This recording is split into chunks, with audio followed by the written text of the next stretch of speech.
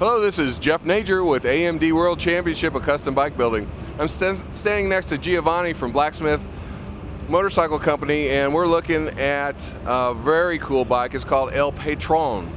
And give us the inspiration of this bike.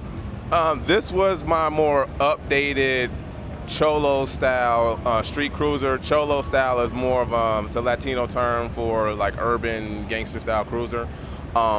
And I wanted to do it on, it's a 2003 Suzuki Volusia. I wanted to take a bike that Suzuki has sold millions of them, but nobody's really done one. And why is just incredible to me. I don't know. And this one's certainly done. Yeah, I would hope so, because we can't do anything more else to it. Well, it looks cool, it looks like a great cruiser, but it's got some performance as well. Talk a little bit about the performance that you've built into this bike.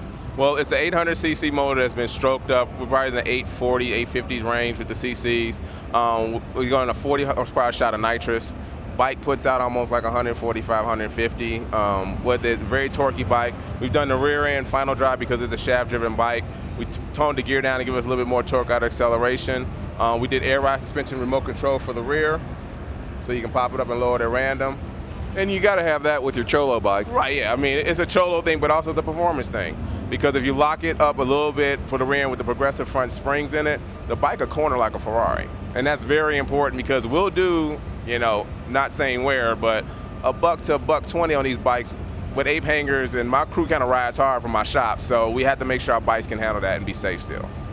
So you can stay in the saddle? Yeah, pretty much, hopefully. So what you're saying is that this bike not only performs on a straight line, but it'll take a corner. Oh no, it was made for the cornering first. Straight line is easy, but hitting that turn at the end is always the hardest one. Yeah, because you want to get through, be there, done that. That is true. It's like the old Mustang days. Go straight line, see a corner, get on the brakes. Nah, here you just torque it down a little bit more and keep going. All right, let's head to the front end. I love those white walls and the, tell us what's going on there. Yeah, we're running a 21 by 2.15 wheel. Buchanan spokes helped us out with truing and doing the wheel. It's riding on a Metzler ME880 MH90 white wall. Love Metzler tires. White wall is definitely our first choice when it comes to doing any kind of performance bike. The triple tree's been raked out about 4 degrees to push the front wheel out a little bit more and also to give us a better track and trail. The whole front end has actually been acid etched by my partner Eric at Badass Etching and Chrome. So we're going to rose patterns on the down tubes, and then a kind of a spiral pattern on the headlights and fog lights. Now one thing, it looks like it's running dual fog lights, but actually the lower lights still function as running lights and turn signals. They just sit in a 4.25 inch cup. Progressive front suspension on it. You come up to the handlebars, Carlini bars, all acid etched with rose patterns. Once again, we're running RLNS upper controls. We've done the hydraulic to mechanical clutch converge for this, so here is our patented Houdini illusion bar setup. Make it look like a bicycle. That's the very Sano look. Yeah, I love that bicycle look. The front end is really set up really well to ride, whether you're single or two up, and to handle the corners. We're running a Harley Heritage style front fender that's been widened and stretched about 3 inches, and we machined our own upper carries for the front fender to match the shifter and the side patterns of the rest of the bike. Now, did you cut into the frame at all? No, we simply went off the triple tree because I didn't need that much rake in the front. To stretch out the frame really wasn't necessary. That's why I chose this particular bike, because Suzuki set the frame up really well to be a performance bike, because the 800cc motors are known to be very torquey. So a lot of the hassle we had to put in reinforcing the frame, Suzuki already did for us. Now I noticed that you got a picture of your grandfather in the Speedo. I wish. That is Pablo Escobar. Oh my God. Yeah, he is I've heard that name. Right, he's a national hero for us in Colombia, because I'm originally from Medellin, Colombia. And Patron being his first title name, being the boss, I just thought it was more appropriate to bring him into the bike. Very nice. Let's take a look at those exhaust pipes. You always have a nice look to those. You're always doing something kind of interesting. Talk about those. Yeah, that was a cross design between Frankie Serrano from FSD Exhaust and Chip from CCS Choppers. Frankie did the pipe layout, Chip did the tips with our, once again, trucker flappers that we love so much. Easy Garcia from Easy Garcia Engraving did these heat shields for us with the rose patterns engraved all in them. I wanted to go more acid etch on this particular bike because we've done engraving on other bikes in the past, but I still wanted to bring the pure Cholo engraving style back to the bike because the acid etch is still kind of new and people are getting accustomed to it, they think it's really cool, but it freaks them out because they don't realize that it doesn't damage the chrome. You can't buff it off, polish it off. If you want to get rid of it, just re-chrome the part. So it's kind of, I'm trying to to bring people up to date with everything else. And the crossover. You're an educator. I'm trying to be. Right. You know, it's hard in this business. You got to let people know what's going on. That's right. And then the biggest thing on here is it's got like 3 ounces of gold leaf in the bike that we mix with a little bit of palladium to give us like a mid bronzy texture, because we do own a jewelry company, Blacksmith company, so we can handle pretty much processing and casting all on gold, platinum, and palladium. So I brought that into the bike also. Now I've seen a lot of nitro bottles, but this one with all the engraving is just very, very cool. It looks like you spent a lot of time on it, and it really adds to the whole flavor of the bike. Yeah, all engraved with the rose patterns on it. Once again, Easy Garcia. I figured if you had to have a bottle hanging off the side of the bike, bottle better look as good as the bike. You know, that's an easy bottle. That is true. That is true. All right, so what are we looking in the rear end? Well, the rear end is shaft driven. We've done a little different gearing in it.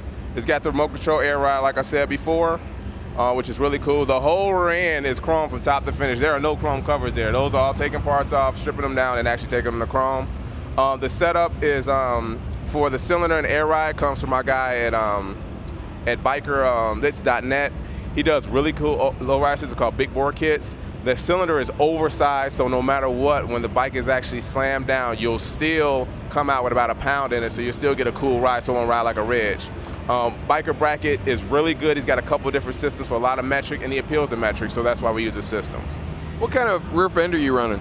That actually is a modified stock Suzuki fender that we shaved, extended 3 inches down, and dovetailed.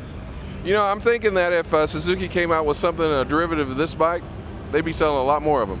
Yeah, because everyone loves this bike, and when I mess them up, they think it's a Yamaha because we use a Yamaha Roadstar rear tail light, because I want that teardrop feel for old school classic look. And you want people to look. Yeah, pretty much. But yeah, Suzuki, the one thing Suzuki did do right on this was the tank.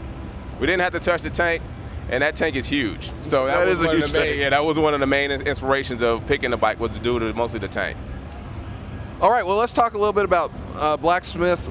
Give us an overview of your company, and I know that you have multiple companies, but they all kind of relate to each other.